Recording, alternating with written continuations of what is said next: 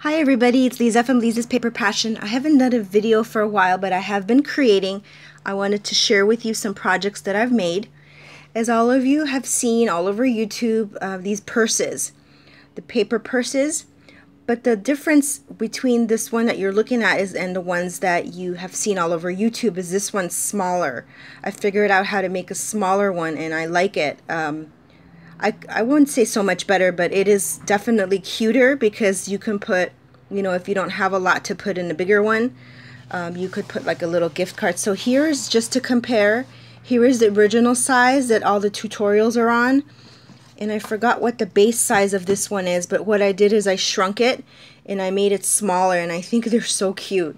So this is the regular one, and if somebody wants measurements of how to make the smaller one, you just basically take the same process as the bigger one, and I'll give you the measurements if you guys want of the smaller one, and you can make your own.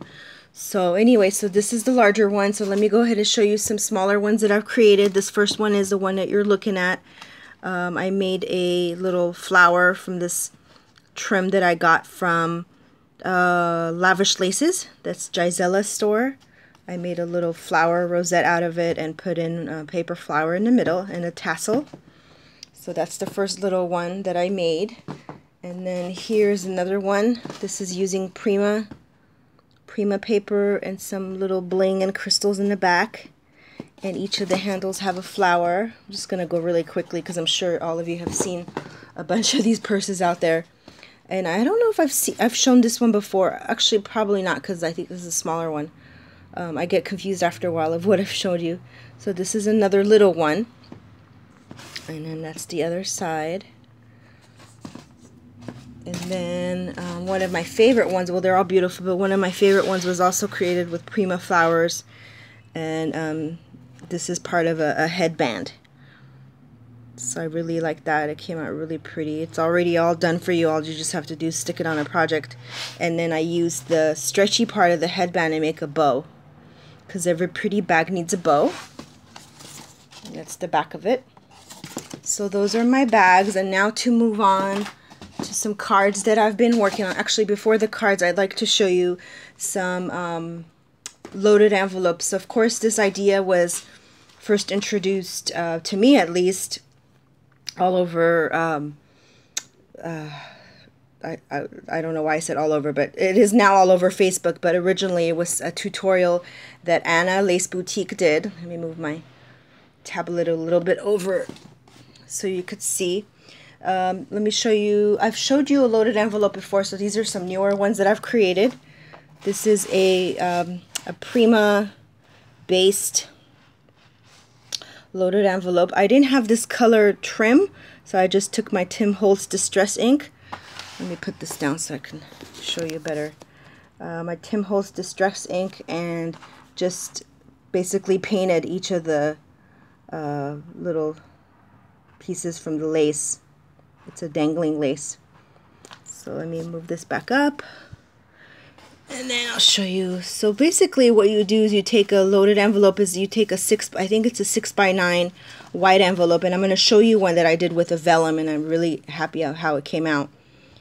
And you just load it up with goodies. You split this part, not split, but you cut down, and then you roll back. Anna from Lace Boutique has a wonderful tutorial, and I'll link to that. That way you guys can go and watch her make one. And then you basically start putting stuff in the pockets. So I'm not going to take this one out, but it's an envelope that I did. And then here are some cutouts for the person to use.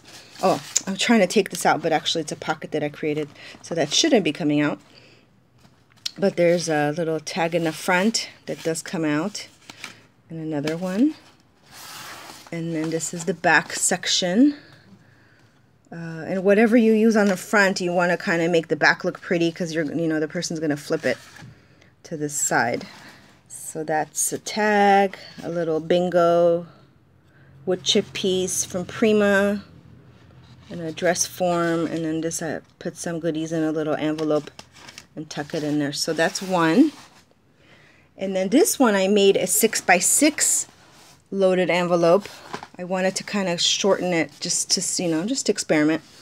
And these little goodies up here was inspired by Miss Michelle Randolph. She did a pinwheel I curved the edge. So thank you, Michelle, for your inspiration. A homemade shabby flower right there, and more danglies. This is one of my favorite trims. I'm not sure where I got it from, but I'm definitely running out, so I need to find out where I got that from. I think it was Hobby Lobby, if I'm not mistaken. I used some Prima paper in the background, some bling, pearl bling I should say, and then this is the back of it. And I like to put a little handle on my loaded envelopes. So see how you want to make the back of whatever you're putting in the front, you know, pretty also, because you're going to see the back part of it.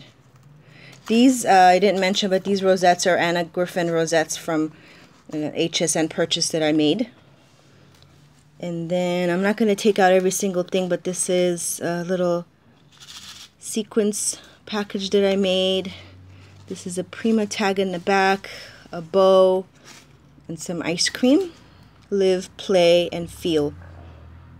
So that's another one. I'm going to show you one more loaded envelope. This is the one that I finished last night. I'm really excited and proud to present it to you. So this is that dangling lace I was referring to earlier that that comes in white, and you can pretty much spray it and do whatever you want. I just got this myself, so it's from my stash. And then this part, of course, is a shaker envelope that I made. It has a pair of glasses in there, and it has a word bead that says you. I thought that was really cute. And this is the vellum envelope that I was referring to earlier. So instead of using a white envelope, I used a vellum envelope that I purchased from Hobby Lobby yesterday. And it was an envelope that you basically use this way. So what I did is seal the side of it and open the top so that I can make it a loaded envelope. So I did some braiding with seam binding here. Some Prima flowers. This paper that I bought yesterday from Hobby Lobby, I really like that paper pack. Let me show you. It's the Maggie Holmes Bloom. It was pretty good. It was $14.99, and I used my 40% coupon on. I'm going to do a quick flip through because I don't do haul videos, but I really like the papers in here. They represent my style, which is, pastel and bright. Really, really pretty. So actually, this is the paper that I used. No, that's not it. Let's see. I hope there's a separate sheet not separate, another sheet in there for that. But anyway, I don't want to take too much time on the video. But this piece of paper is basically all one paper, and that's where it comes from. And then on top of it, I made another pinwheel. I'm going to move my camera up a little bit. There. I think that's much better. Hopefully it won't fall over. But anyway, so this is a pinwheel. Actually, sorry. Move it a little bit back. Okay. I'll show it to you sideways because I don't want to move my camera again and make you dizzy. So that's a pinwheel. And then this one comes out as a bow that I made with my We Are Memory Keepers. And keeping with the theme of making the back as pretty as the front, this is a punch that I have. I think it was a Martha Stewart punch that I have. And in the front pocket I have this little tag that I made. Actually, it's a Prima tag that I put a sequence flower on and a doily. I like using doilies on everything, as you can tell. I'm going to take this out because it's going to be easier to show you.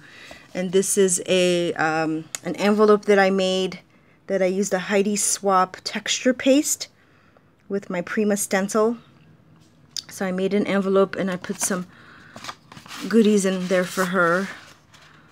This is for Swap in the loaded envelope group, but I'm not sure who my partner is, so hopefully she's not watching. This is just a plain envelope in there.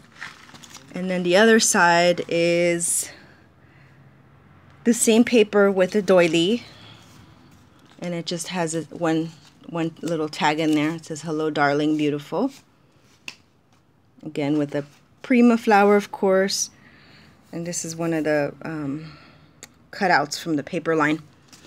So that's that. And then I wanted to lastly show you some cards I've been making with my Anna Griffin dies that I bought. I've always admired pop-up cards, and I don't like to use a bunch of measurements and cutouts and stuff, so I've kind of held back on making anything like that. But I bought these recently from HSN when Anna Griffin was on, And they look pretty simple when you look at them, but oh my gosh, you can make the most gorgeous cards.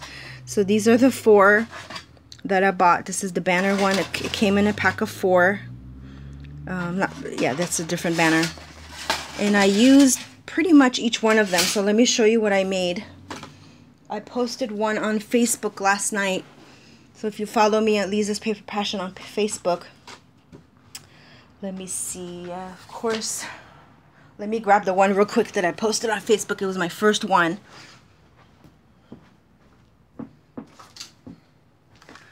Okay, this is my first one that I made. That's the front of it. And then that's the cake one. Isn't that cute? So from the 3D perspective, it's the way that the die cuts and scores it, and it makes it so much easier than if you try to do this yourself. I mean, I'm sure some of you can, but I don't like to measure and do all that stuff, and this die is going to make my life easier. And then once I did do the cutting, I went back and did, which she explains to you on her video. You just basically, on this particular cake one, you put a 1.5 inch strip of paper, 3 of them. You put it on the die, and basically you're just cutting out this part of it. That's what you want. You cut out the excess, and you can cover the layers of the cake. And I just decorated mine. So that's the very first one that I made. And then last night I was playing with some more. This one, oh, let me show you all the cake ones, because then I'll show you the other ones. So this is the next one that I made. Really cute. Actually, the other one's the same, so I'm not going to show you both of them. So basically, when you fold them to mail them, they just fold flat. But when the person opens it, it becomes 3-dimensional. Just amazing. So those are the ones that I made with this cake one. That's this cake one, we'll call it. And then this banner one, I actually haven't done anything with it because I've kind of been challenged to use that one. Challenging, I should say, excuse me. Then I used this one. And I don't know, this one is pretty, but I think I like the cake and the other one better. So this is the other one that I used. The reason why is because this one, the person who receives it kind of has to do that with it, which is okay, I guess. So that one came out pretty too. So we'll put that in the back. This is the one I just created right now, fresh off the creating table. And this one uses this one, which you can basically use this way to pop things up, or this way, I think. Or I think it's just this way. But anyway, let's look at what I made. So this is a Tilda one. This is cards that Tilda had. And I'm so glad to have bought some of these and gotten a gift from people, because I don't know if these are even sold anymore. So I'm trying not to hoard them, but again, I haven't found this pretty Tilda paper for a while. So a sequins bow in the front, and these little wedding favor things I got from Hobby Lobby. They had a pretty juicy sale yesterday, 50% off all the labels that was, I think it was called His and Hers. So let me open it and show you the middle, because you're gonna go, wow. Okay, ta-da! Isn't that cute? I'm gonna actually put this tea thing so it'll hold it up. Isn't that cute how that pops up? This is what it looks like sideways, and then when you close it, of course, everything falls down. Not falls, just lays down. And then I just used basically the different cutouts. I didn't cut each of these out. I have no patience for that. But that's what I mean about the Tilda line. I have the prettiest cutouts. So each of these is just a cutout, and I just kind of strategically placed them in places that I wanted to see them. And I really, really like how this came out. So that's a bunch of projects to inspire you.